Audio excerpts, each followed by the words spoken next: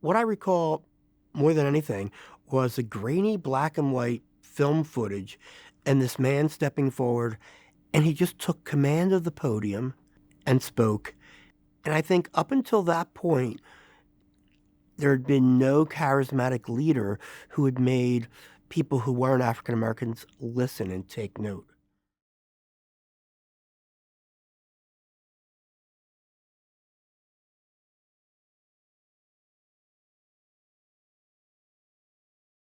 Martin Luther King, for me, got the majority of Americans actively interested in what civil rights really was about.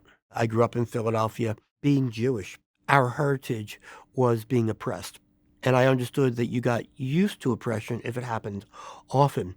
And when I saw the way African Americans were being treated, I identified with that a great deal. And from that point on, it was very easy to connect the dots of what civil rights was. My grandmother, a major light in my life, Fanny Weinstein, was a suffragette. And a good deal of my family on my father's side were killed during the Holocaust. We understood what oppression was. We understood what civil rights were. Martin Luther King helped make that clear to me. 1968, 1969 set a mood in this country.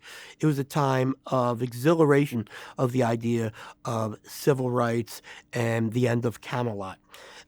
And also started a period of time of end the war in Vietnam and young people coming to realize the power they had as a political force. And that force was in the form of sit-ins, kiss-ins, chain-ins, what have you. Mix that all together for me with what I'd seen thanks to my grandmother and Martin Luther King. And for me, as I saw women going for rights, as I saw Hispanics going for rights, as I saw African Americans going for rights, I wondered, why couldn't we as gay people? Being gay in 1969 meant you knew nothing about yourself. What that meant was that there were no TV talk shows talking about gay issues, even though there were talk shows. There were no gay characters on any sitcoms or serious dramas on TV.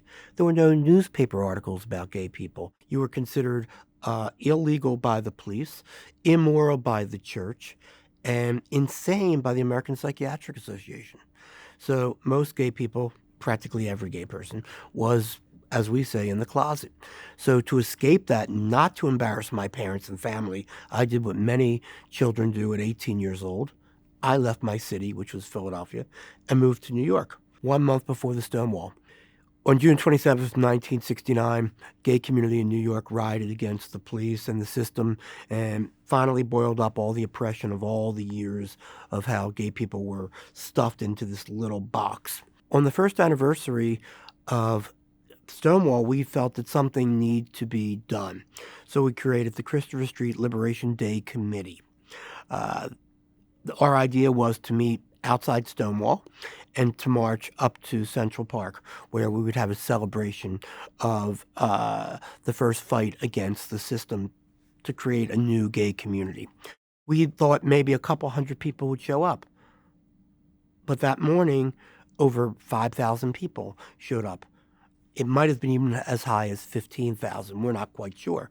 It was the first time that we realized that our feelings were the same feelings of everybody in our community, that they wanted freedom. They wanted to be who they were.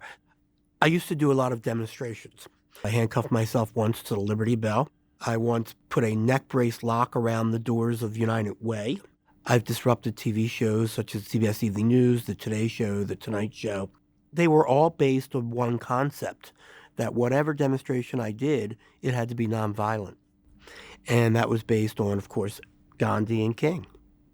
They showed and proved beyond a shadow of a doubt that change can be done via nonviolence. We had one difference between the African American plight and our own.